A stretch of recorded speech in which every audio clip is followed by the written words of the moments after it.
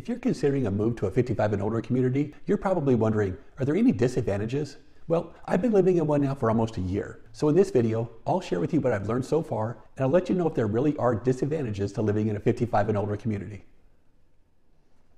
Hi, my name is Casey and I'm a local realtor. And on this channel, I share information about our local 55 and older communities here in Corona. If you find the information helpful, I'd really appreciate it if you hit the like and subscribe buttons below.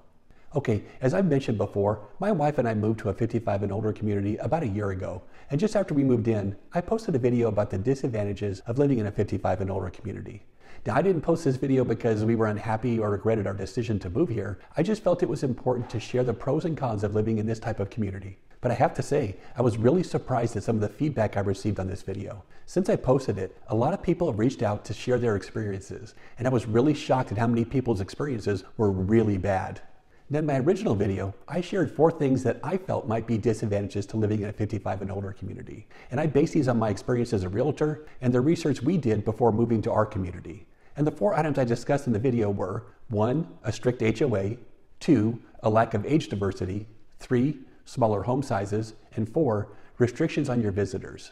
But the feedback I received told a different story. First, nobody really cared about the lack of age diversity. Apparently, most people that make the decision to move to a 55 and older community accept the fact that they'll be living near people of the same age group. So for most people, this wasn't an issue at all. Secondly, the majority of people were actually happy about making a move to a smaller home. The idea of downsizing was a positive issue rather than a negative one, and I totally agree with this one. For my wife and I, moving into a smaller single-story home has been one of the best decisions we've ever made.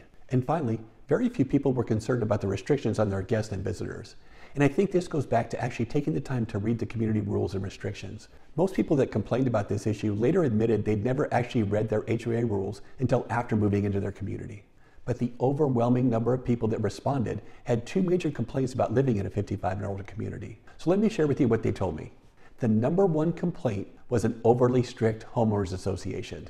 Now, this was on my original video, so I did feel some redemption, but I had no idea just how bad some HOA communities really are.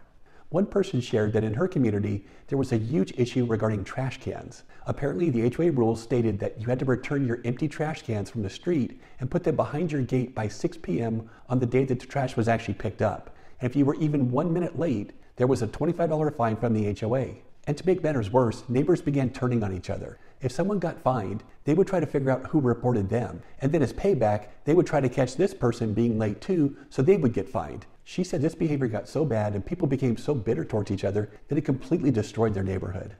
Another person shared how in their community, a group of volunteers took it upon themselves to drive through the community to actively search for violations. Now, these people weren't part of the HOA, and they weren't acting on behalf of the HOA either. They just would get together and patrol the community in cars and golf carts to identify potential violations. And each week, they would present their list to the HOA office and demand they take action. They tried to intimidate their neighbors and at the same time force the HOA into aggressively enforcing every minor issue. And as you can imagine, this caused constant fighting and complaining between all the neighbors.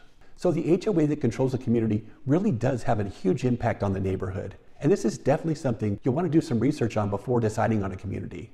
Now, the second complaint we heard was actually something I'd never considered before, and it really did catch me off guard. But a lot of people complained about the amount of gossip and cliques that existed within their 55 and older community.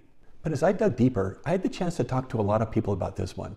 And most felt that since many residents in a 55 and older community are retired, people simply had too much time on their hands. They said that small groups would often get together at club gatherings and meetings, but would end up gossiping and talking about others in the community. This type of behavior can definitely make an uncomfortable and unwelcoming place to live. Now, I'm not sure why this happens, but judging by the number of people that actually complained about it, it really does exist. And I do know that in today's environment, many people have very strong opinions when it comes to things like politics and religion, and it just seems like people are more divided now than ever before. So I don't know if this has something to do with it, or if it's simply human nature. But I do know that we've lived in our community now for almost a year, and thankfully we haven't seen any of this. But so many people reached out and complained about it that I felt it was an issue that was important to share. So if you're considering a move to a 55 and older community, it really is important to do some homework first. Get a copy of the HOA documents and actually read them. Get to know the rules and regulations and make sure you're comfortable with them. And if you find a community that you really like, my advice is to go out and visit several times. Walk around the neighborhood and talk with people that actually live there and see how they feel about the community. This will give you a much better feel for the community, and it will definitely help you decide if it's a good fit for you.